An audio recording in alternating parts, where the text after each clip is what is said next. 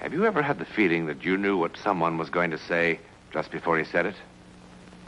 Or have you ever walked into a strange room and had the sensation that you'd been there before? Well, if you have, you've taken a small step beyond. Now watch a giant step.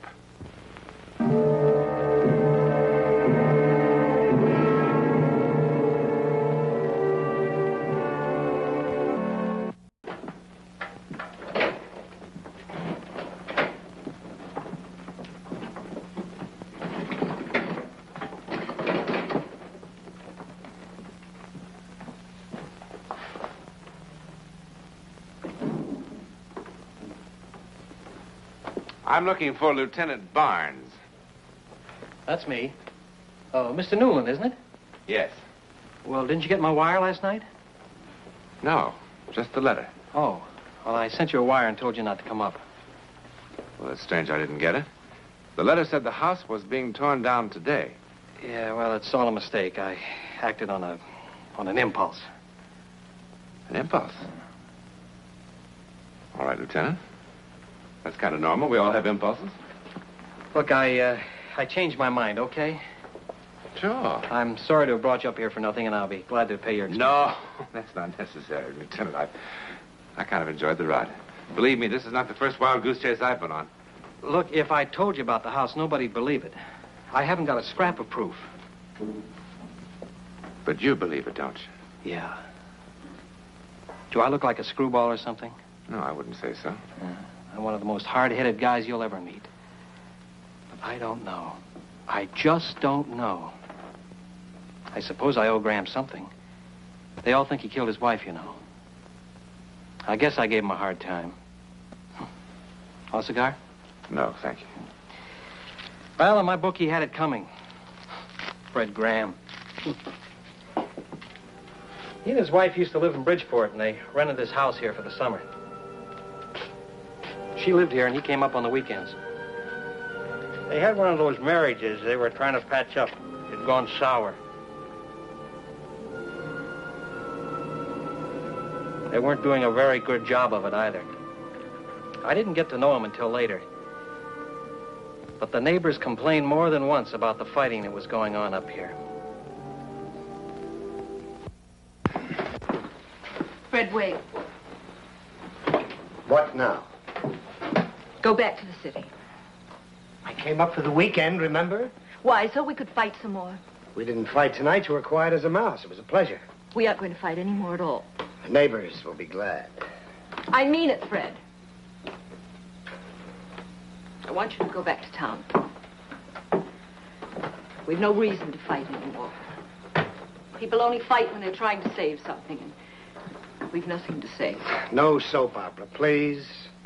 We were much luckier than a lot of people. We had some wonderful years together. Now the only reason we stay together is that we're afraid to tell each other the truth, that's all. Which is? That it's all over. We don't have one single reason to stay together 1 minute more.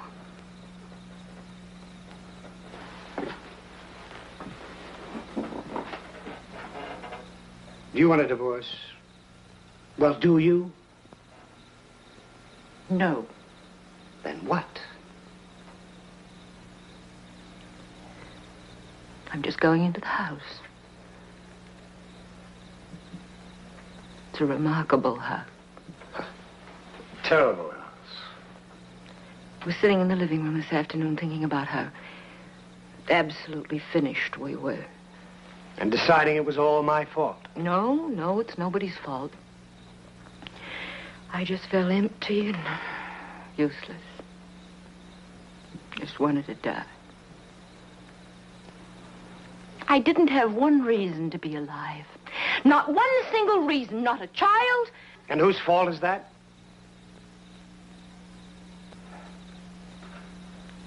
Not a husband. I felt like this before. I've taken a sleeping pill or a drink and slept it off, but this afternoon in that house, something happened to me. It was like I don't know how to explain it. It was as if I could translate my not wanting to exist into actuality. I felt empty.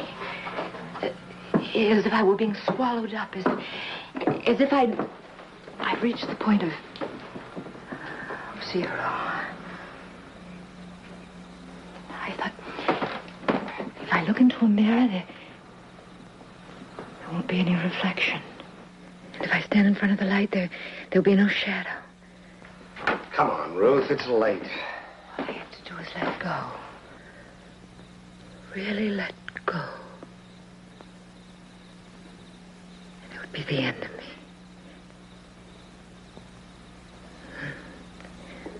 Then I heard your car in the driveway, and I thought, wait. Give it one more try. Maybe this time it'll be all right. Maybe this time it'll be like it was before.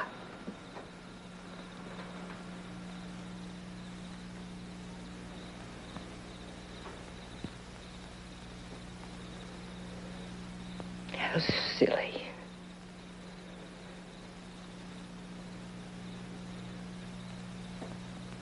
How silly. Yes. Silly and stupid and boring.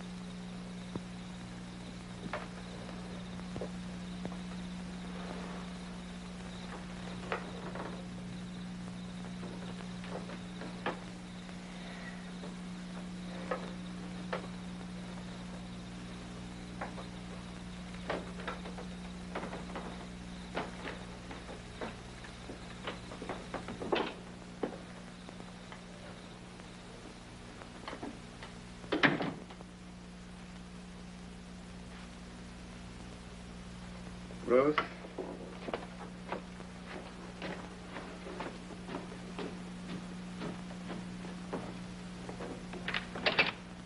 Ruth, why don't we stop all this nonsense and try to get along like grown-up people do?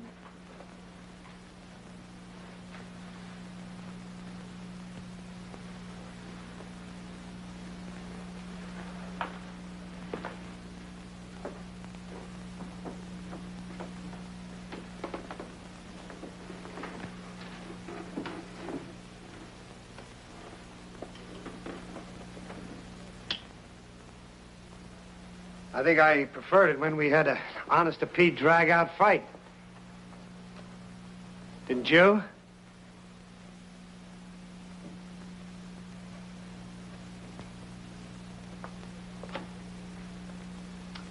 What are you, 3 years old or something?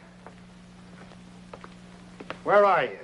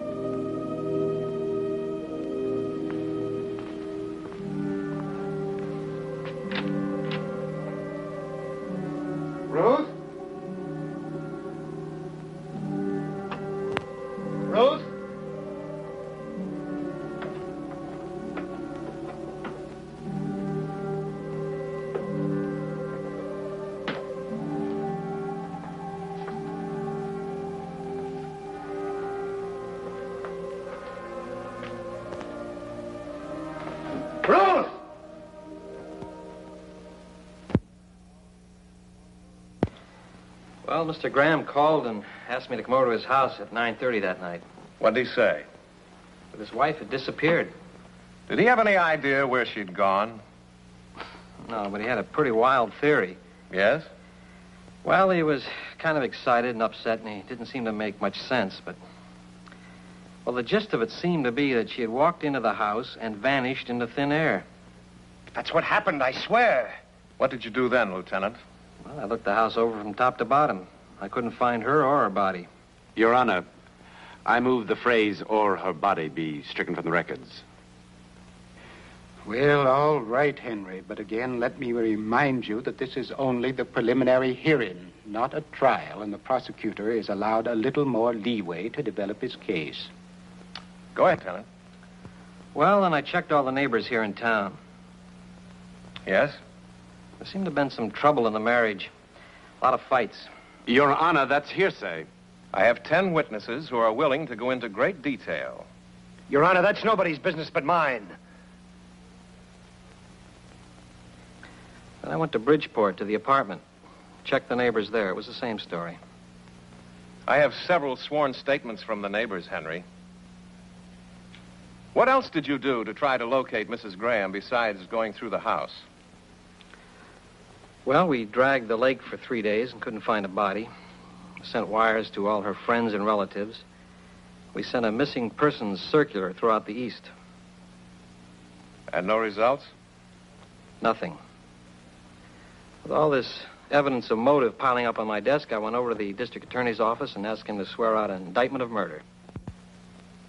I didn't kill Ruth.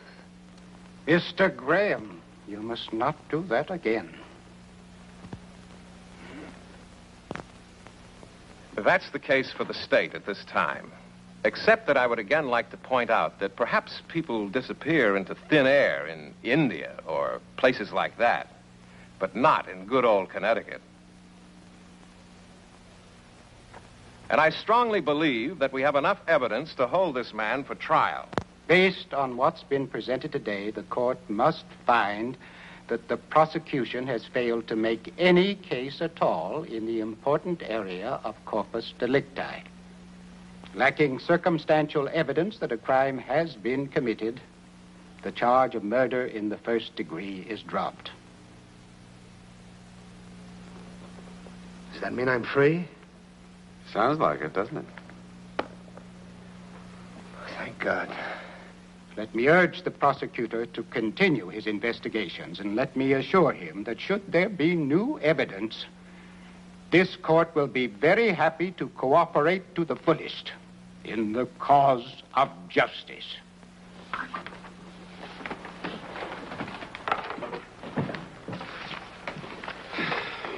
Well, Mr. Graham, you're free. You're absolutely certain I killed her, aren't you? Yep. Didn't you?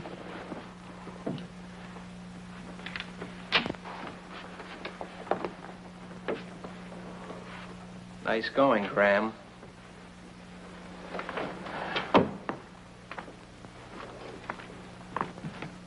You know, I gotta admire a job well done, even if it is murder. Now, look. You're clean as a whistle. So pack your suitcases, lock your house, go back to Bridgeport, and have a big laugh. But let me warn you. If I so much as find one hair of her head, one blood stain, one fingernail, I'm going to get you if it's the last thing I ever do. I'll make it easy on you, Lieutenant. I'm going to stay in that house. I'll bet. I'm going to tear that house apart until I find out what happened to my wife. Uh-huh. I am!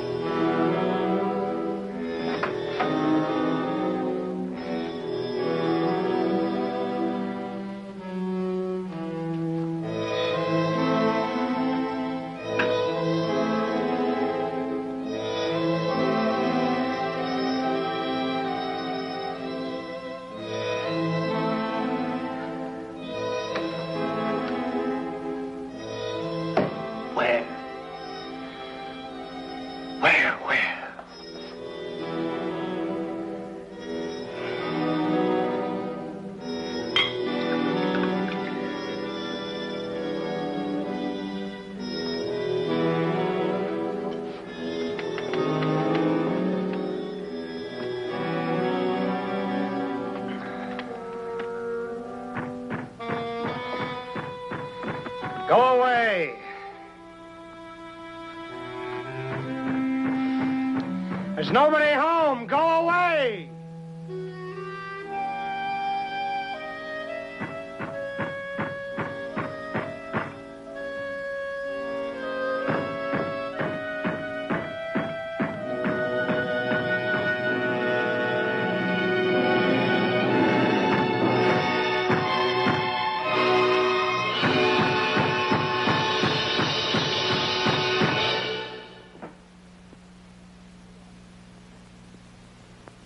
What is this? Who are you?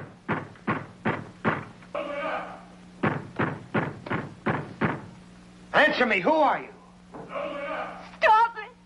Oh, stop it! Go away! But, Miss Agatha, you can't just lock yourself up in this house forever. Oh, yes, I can. Forever. But everyone feels awful about what happened. Well, that's 32 years of my life I gave to that school. I had nothing else, just the school. And then to suddenly drop me. Just as though all those years didn't mean a thing. Well, you know how the town felt about it. I don't want to talk about it. You have to come out sometime. No, I don't. Not ever. Not from this house. But they'll break in and make you come out. For your own good. Let them try. Who are you?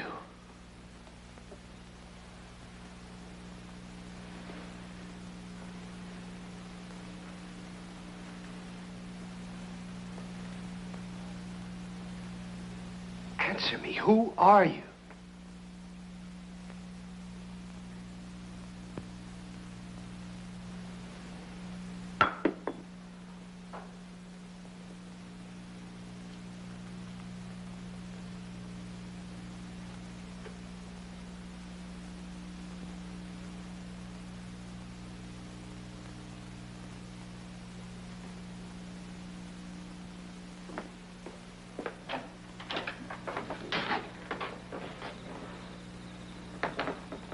What's the matter with you? You look terrible. Something crazy just happened. What's the matter? You been drinking? She talked just like Ruth did. Who? Her name was Agatha. What are you talking about? She taught school for 32 years. Who did? What are you doing in front of my house? Well, I like to sit here and hear you tear things apart. I reported you to the real estate man.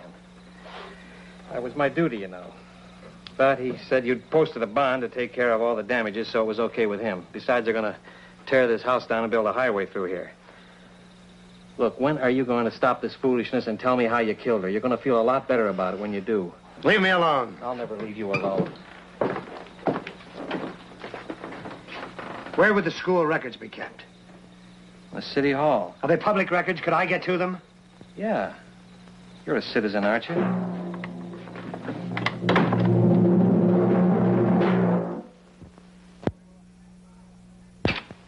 Where have you been? I called your office 10 times. I had things to do. You decided to tell all? Ruth wasn't the first. There were 2 others. 2 other what? This house. Something about it. Ruth said it was like being swallowed up. She said if she looked in a mirror, there wouldn't be any reflection. What are you talking about? I don't care what you think. Read this. It's a very old newspaper, October 24th, 1858. Read what it says about Agatha Dunlap under the headline, Strange Disappearance. All right, what's the name of the game we're playing now? She was fired for being an abolitionist. Yes, right here in New England. So what's that got to do with anything? She lived in this house. Then when she had nothing to live for anymore, she locked herself in, and nobody ever saw her again. So? It says so right here in black and white. I don't care if it says it in orange and blue. Nobody locks themselves in a house and then disappears. My wife did. You killed your wife. I didn't. Somebody else disappeared the same way. It mentions him in the same article.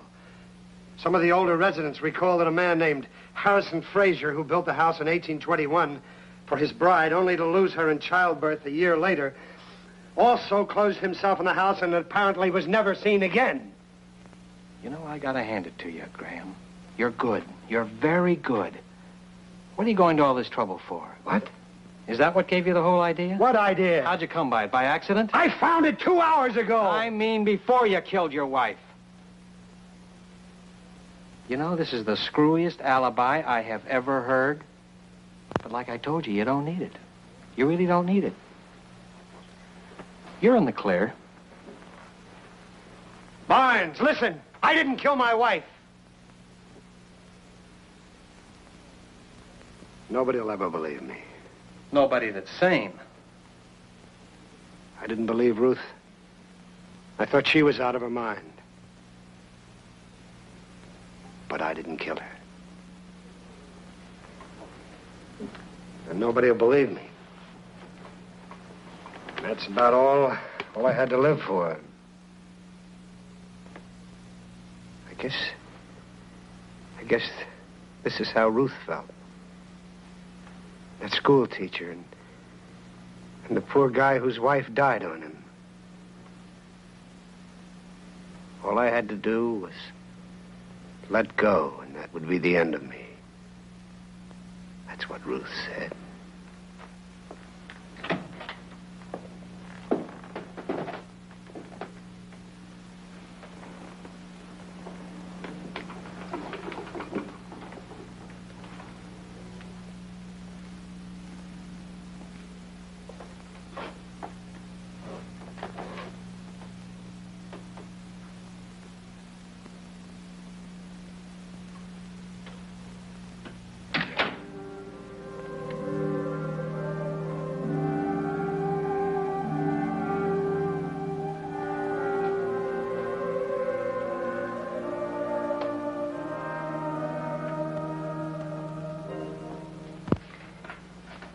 But he wasn't in the house. He wasn't there. Don't be logical. How can that be? Well, it's happened many times before, Lieutenant. People have simply vanished from ships, airplanes, and houses just like this, without a trace. Look, nobody in town knows about this. They all think he took off, so if you do decide to use any of it, change the name or change the place, change anything, will you? I understand, sir. Okay. Thank you. Where can he be? I haven't the slightest idea.